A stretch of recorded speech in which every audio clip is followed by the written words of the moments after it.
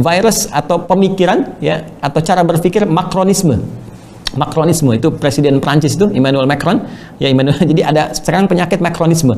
Macronisme itu mengeneralisir segala sesuatu perbuatan pada kelompok komunitas tertentu ya. Kejadian kemarin di Prancis seperti kita ketahui bersama gitu kan, ada tindak kekerasan karena satu kondisi tertentu dan kita tidak sepakat dengan semua jenis kekerasan.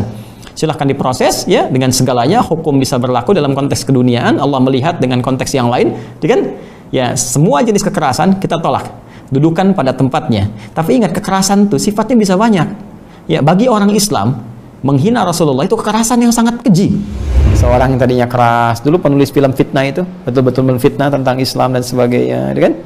Ya, pada akhirnya apa yang terjadi? Dia dapat hidayah, kemudian masuk Islam dan menjadikan sesuatu yang sangat luar biasa.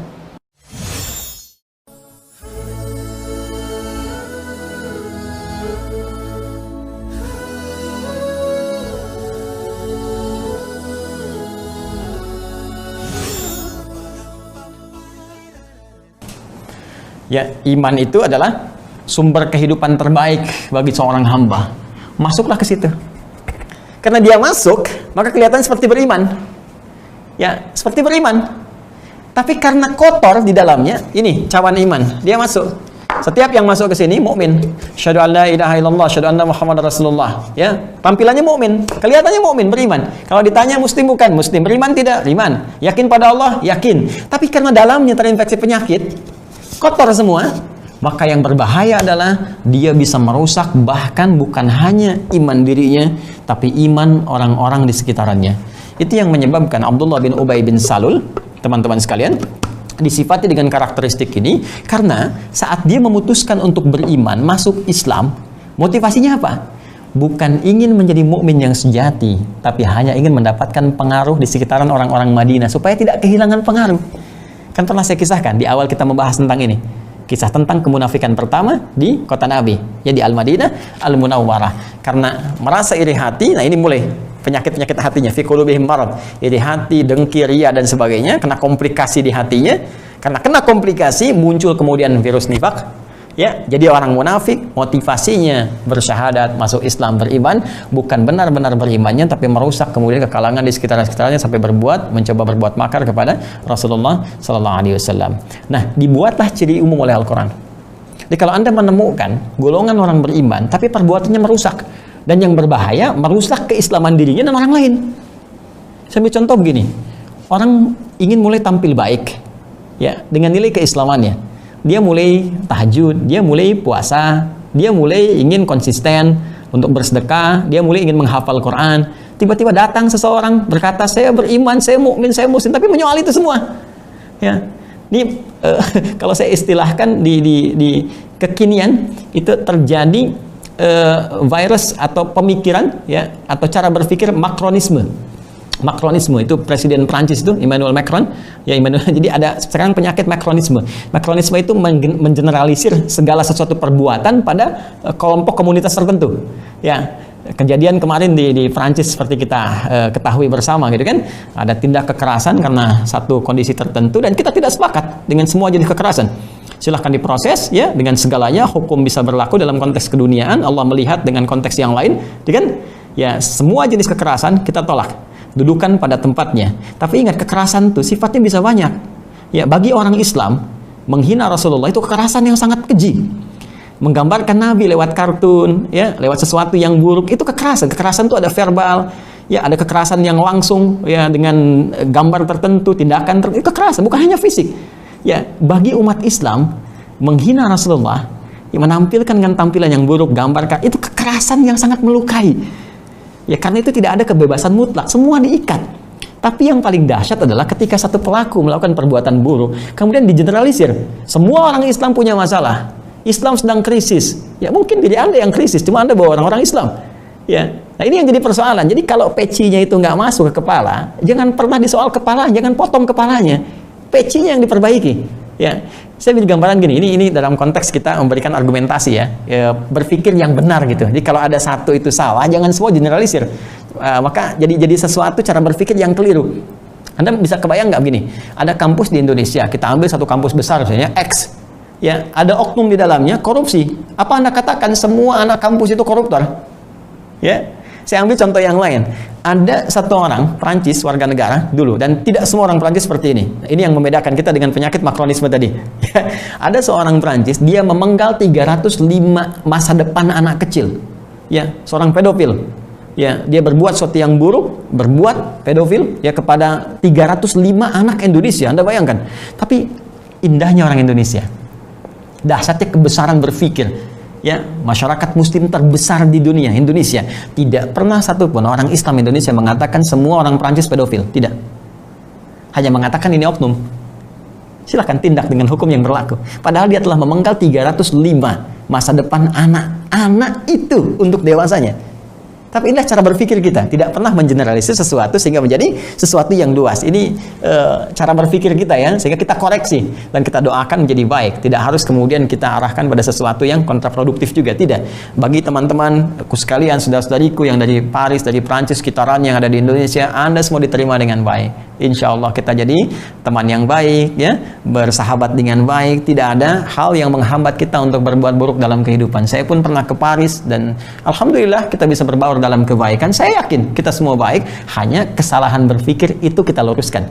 Mudah-mudahan apa yang sampai dari Presiden Macron pun ini boleh jadi hanya kesalahan berpikir. Tapi kalau penyakit, itu yang berbahaya. Makanya itu yang saya sebut dengan makronisme. Kalau itu jadi penyakit, ya, jadi sesuatu paham yang mesti kita perbaiki sehingga tidak menimbulkan kekerasan baru yang muncul di lingkungan masyarakat. Anda komitmen dengan Allah. Allah bikin aturan dan Allah punya sifat maha adil. Allah tetapkan kalau Anda benar mengikuti seperti ini, hasilnya begini. Tapi kalau Anda berbuat seperti ini, menutup diri, maka dengan sendirinya akan terkunci di situ. Maka ditetapkan oleh Allah. Ini yang menyebabkan ayat 7 langsung ditetapkan diksi yang tegas. Khatamallahu ala qulubihim wa ala sam'ihim wa ala absarihim ghishawa. Maka Allah, nah ini terjemah mushaf nih. Allah mengunci ya kepada hatinya. Kemudian pendengarannya dan menutup penglihatannya. Kalau baca sekilas saja, mengabaikan cara pemahaman tadi, orang akan menyimpulkan, oh Allah tega ya. Kalau ditutup, dia nggak bisa nerima hidayah dong. Bukan. Pada asalnya, yang menjadikan tertutup mata, telinga, bahkan hatinya, pribadi orang ini sendiri, dia sendiri yang nutup, maka hukum Allah berlaku di situ. Tapi, rahman Allah sekali lagi, selalu mengalahkan murkanya sebelum nyawa sampai ke kerongkongan itu. Tetap masih diberikan jalan-jalan petunjuk sampai tingkat terakhirnya. Itu pun kalimatnya itu menggunakan ataf. Khatamallahu ala qulubihim. Mungkin hatinya belum terima, tapi mungkin pendengarannya masih mau dengar ada adzan. Makanya kan kadang-kadang tinggal dekat masjid tadinya anti nutup diri, bahkan marah-marah, teriak-teriak. Tapi lama-lama orang adzan, tiba-tiba dari adzan tuh masuk Islam. Ya. Makanya masih ada peluang kalau telinga nggak dengar, ya, apalagi absarihim, mata, mungkin mata masih bisa lihat. Ya. Kalau sudah semuanya nggak mau dipakai, ada ancaman di ujungnya. Tapi apa yang bisa menjadikan rahman Allah, kasih Allah turun untuk membuka segala yang pekat, yang gelap tadi menjadi terbuka kembali? Doa. Karena itu kalau Anda sudah mendapati orang-orang yang keras pertentangannya, berat, nggak bisa dinasehati, sudah jangan capek-capek kata Quran. Tapi ada jalan lain yang bisa melembutkan itu. Berdoalah. Minta kepada Allah untuk melembutkan hatinya. Mohon. Ya, minta. Karena itu Nabi pernah mengajarkan ketika Umar itu begitu keras. Luar biasa. Nabi berdoa kepada Allah untuk melembutkan hatinya. Ya. Apa yang terjadi? Baru dengar Taha. Ma anzalna 'alaikal Qur'ana litashqa. Begitu mendengar Taha, ma anzalna 'alaikal Qur'ana litashqa. Kami turunkan Quran bukan untuk membebani hidupmu, kan? Tiba-tiba datang menghunjam pada jiwanya. Bisa terjadi. Seorang yang tadinya keras, dulu penulis film fitnah itu, betul-betul menfitnah tentang Islam dan sebagainya, kan? Ya, pada akhirnya apa yang terjadi? Dia dapat hidayah, kemudian masuk Islam dan menjadikan sesuatu yang sangat luar biasa. Ya, ada penulis kartun yang menghina Nabi Muhammad itu, saya punya kawan orang Arab, ya, ini sangat menarik ya. Jadi ada dulu yang suka bikin kartun yang menghina Nabi dari Denmark dulunya, ya kan?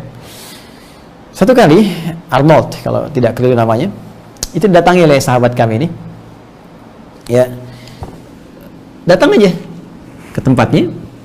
Begitu datang, ya, dia bilang apa-apa, cuma ingin datang, ketemu, pengen ngajak makan, kan? Dia jamu sebaik-baiknya.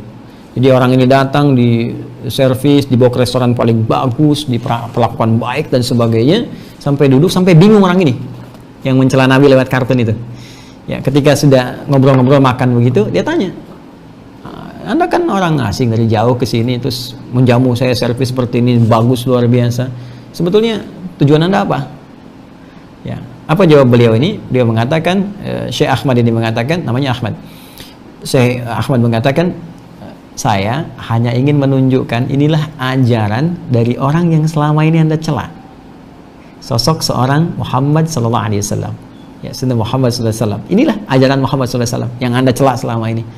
Ya, beliau mengajarkan memuliakan orang lain, beliau mengajarkan bagaimana bertoleransi dalam kebaikan, hadir di saat orang lain merasa kesulitan, memuliakan orang lain. Kami menyadari bahwa mungkin boleh jadi Anda menulis karena Anda belum kenal. Kayaknya diam. Setelah itu minta referensi, dikirimkan buku-buku, dibaca. Selang berapa lama bersyahadat, lalu diajak oleh beliau menunaikan haji. Ya, bertemu dengan Syekh Sudes, kalau saya tidak keliru, saya ditunjukkan gambarnya. Dan tahu apa yang terjadi sekarang? Jadi dai, ya, dan bukan dai biasa, dai yang membawa cinta kepada Rasulullah SAW, ya, memperkenalkan Nabi, keindahan Nabi dan sebagainya. Ini Masya Allah. Sebagian teman-teman, mohon kita amalkan Quran surah 58 ayat 11 ya. Ya ayyuhalladzina amanu idza qila lakum tafassahu fil majalis fafsahu yafsahillahu lakum. Hei orang-orang beriman, jika diinfokan pada kita, ayo kita share, luaskan supaya orang lain mendapatkan kenyamanan yang sama, maka cepat respon. Orang yang bisa meluaskan bagi orang lain, Allah akan luaskan titian kehidupan apapun yang amalkan dalam kehidupannya.